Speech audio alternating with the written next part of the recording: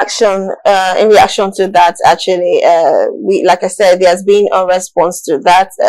Of course, we had Tokumbo Wahab reacting to the video following that, and of course he said he would try to do something about it, but a statement has been released. But you can go watch the updates. We're just giving you what's updated right now on flooding. And still on flooding, realize some area of Ogun State, basically, especially Georgia, which you have always talked about most times, especially on Wednesdays. I don't know, it ends up we talk about on that on Wednesday, and Nuruddin is not here, obviously has to be tomorrow.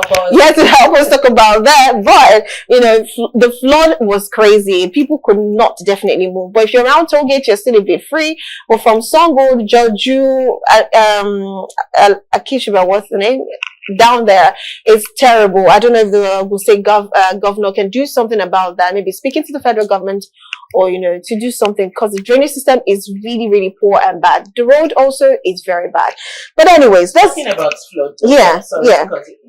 Okay, so do we always have to wait for when the rainy season comes before we do something? I mean, we should be able to be prepared for the rainy season. Which is very, very, very important, that we should be prepared ahead. And not aside from that, we being prepared, the government has to do something about the drainage system. I'm talking about preparation for the government. Oh, okay, great. Oh, okay. How prepared are we getting? Yeah. Well, how prepared can we be? Because, you know, it has to do with the government. Yeah, because, you know, as of last year, if I remember correctly, we had him saying something like, you know, if you're in these environs in Lagos State, move out from that environ and go to your family and friends, you know. And I'm like, are they going to take their properties too along? Because you're saying they should go. And, you know, targeting him, and people are like, okay, we're just saying that because, you know, life first before property. So it's better you lose properties than, you know, lose your life. Because we've heard a lot of times, especially at Agege, Lekpo, where the flooding has, you know, taken a lot of lives. And yeah, so they are trying to protect lives at the same time, in as much as they can protect the whole of properties. Okay, so let's move on to the first story we have for today. We have a Zoom guest joining us pretty soon. I'll be introducing the Zoom guest. But let's first watch a video and what's trending online first, so we can then introduce him properly to the studio. Now, this is a situation where a CCTV had captured where a man they tried to kidnap him. Kidnappers tried to kidnap a man for like 2 times this year already. One happened as of January, and another happened just recently. So we had Harrison, you know, in Delta State, actually sharing the video and analyzing the video while he was actually advising people on how to stay safe. So let's quickly watch this CCTV video where, you know, kidnappers were trying to kidnap a man twice in a year. We'll be right back. Come back. Well, a lot of people are not a lot of people. Am I going to a lot of people? We have Patricia here saying, what kind of advice is that? Patricia, come down. Well, because he already said those people hang around the gate. So how fast do you think a car wants to drive in and they're closing the gate? True. Because it's not an automatic gate. So they're going to be dragging the gate to close the gate. But what do you think about the CCTV then? Perfect. The CCTV, the 360 CCTV? Yes, that is very perfect, because that will tell the people inside the house that we have people outside. So a lot of person coming, never to come, just stay where you are. Where you are, right? But the second part of the advice, okay, driving quickly and then they close the gate. No.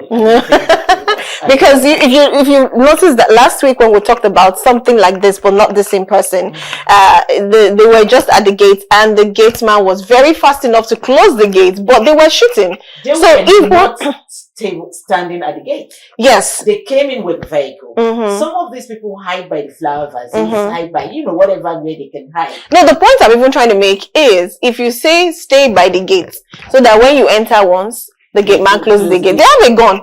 So they could gun down the gate man. So whoever is standing, very lucky that, you know, the bullets did not get to him. But listen, I'm going to ask you a question. So Ogwashuku in Delta State has been in the news with this kidnapping thing. What do you think is wrong there? The security is not tight there. Obviously, that's what is going on there. So, you know, at first I was like, you get money, but no, security is very important. You find out there are some persons who even take bus very early, some take buses very late, and they get into this one chance kidnappers.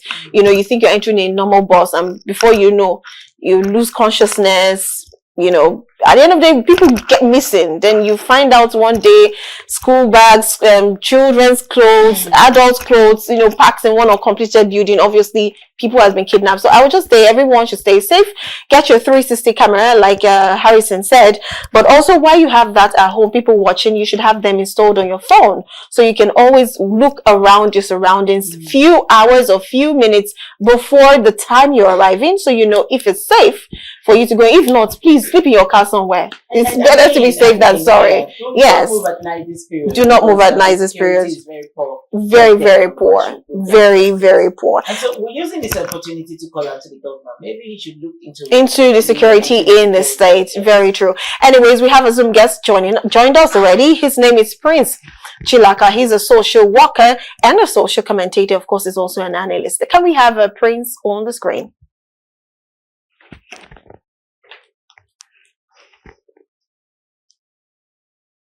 Okay, we just learned that he's been offline again. Well, somehow, let me just say this is a little bit expected because of the weather. Network will be pretty bad and not friendly this period. But while we're that, there's something again that popped up on social media and is trending.